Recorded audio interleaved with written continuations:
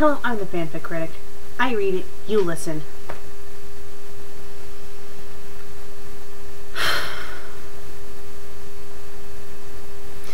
Sometimes I ask myself, why do I find all these crappy fanfiction?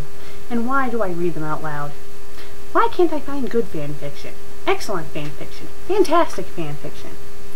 But then again, if I always found good fanfiction, there'd be no bad ones to criticize. If everything was good, it would get boring after a while. So that's why there's bad fanfiction, for me to seek it out and read it out loud to reveal to all. Today's fanfic is a crossover. A crossover between Gilligan's Island and E.T. Yeah. The author is Insect Lover, and the fanfic is called E.T. on Gilligan's Island. Wow, how creative. Okay, it's rated K. It's in English. It's sci-fi friendship.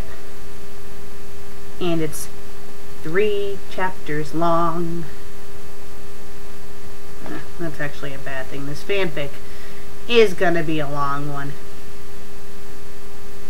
They're not short chapters either.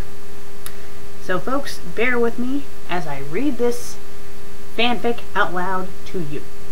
Let's begin. Chapter 1. It was a warm and sunny day on the island in the South Pacific, and this morning Gilligan was fishing in the lagoon as he often was. He had been slowly moving his pole and rod in the water for quite a while now, and he still hadn't caught anything. He was just beginning to think of giving up when he suddenly felt the end of his hook catch onto something large and heavy deep beneath the water. Wow! I got a bite! I got a bit! Don't you mean bite? They forgot the E.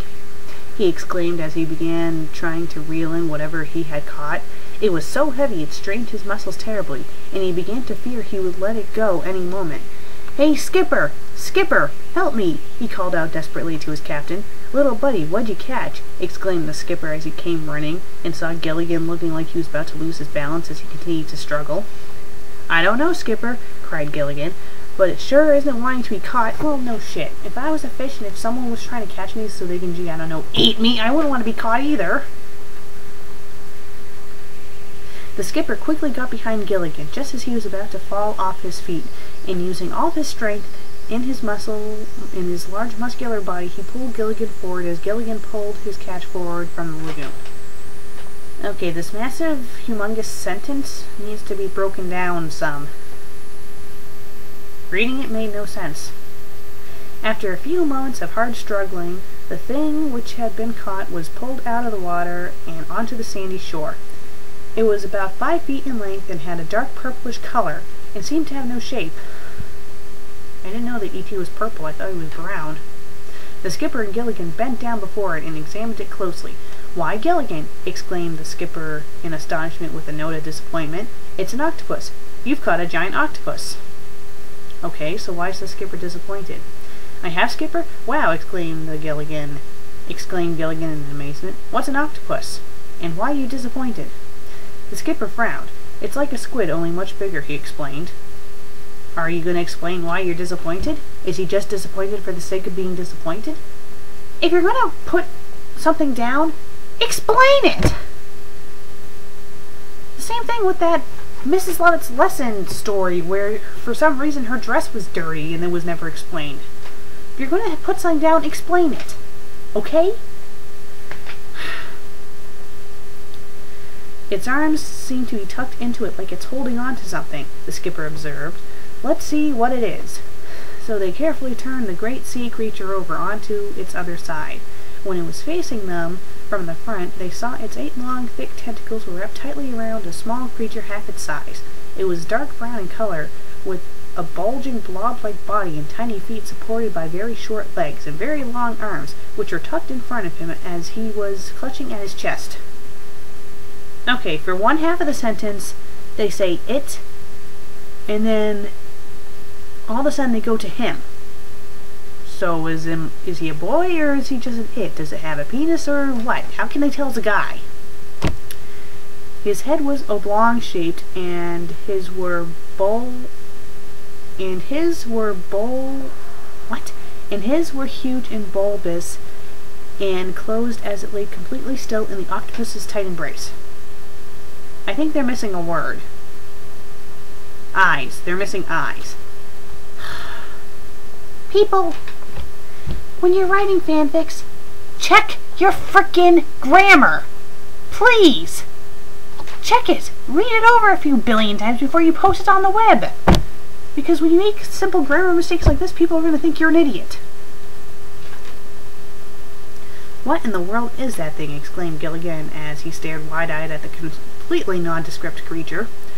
I don't know, Gilligan, admitted the skipper, who had seen everything in his lifetime.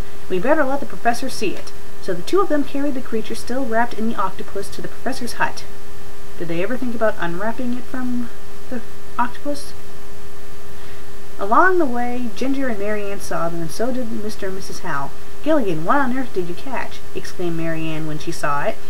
I don't know, answered Gilligan. We're hoping the professor will know. They entered the professor's hut, and as soon as they did, he looked up and saw them carrying the octopus with its captive. Oh my goodness, what have you got there? He said as he came up to them. It's an octopus, replied Gilligan, but we don't know what the thing it's holding. We were hoping you would know. So the professor quickly cleared off his laboratory table and took hold of the octopus. First we must release it from the octopus's hold, or it may squeeze the life out of it, he said. Well, why didn't they do that in the first place? Is the professor the only smart one out of this bunch?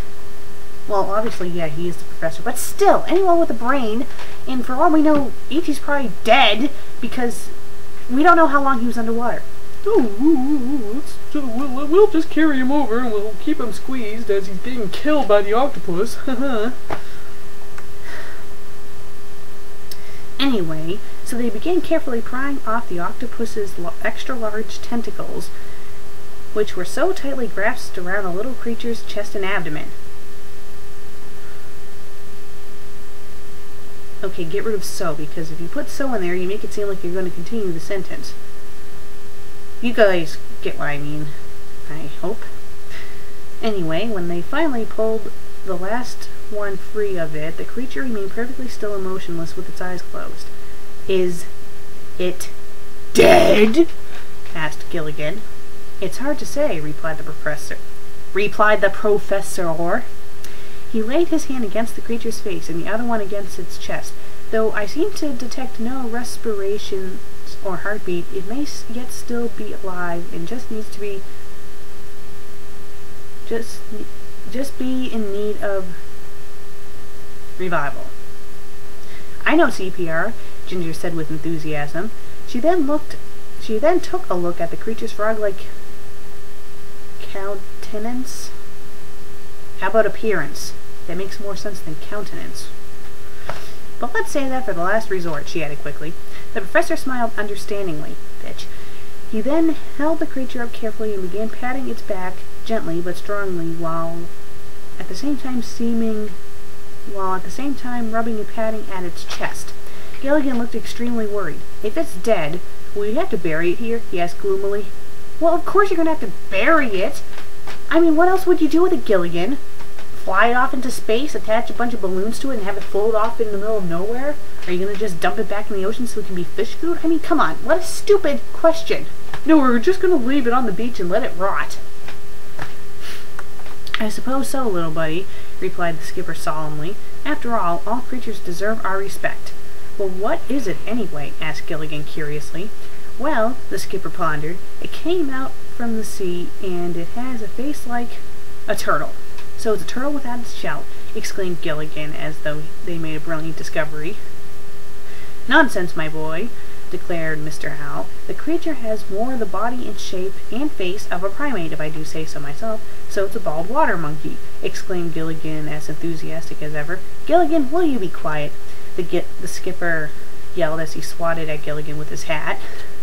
Just then the professor gave the unconscious creature a hard pat on the back, and his mouth opened and it coughed and spluttered and began spitting up large amounts of water.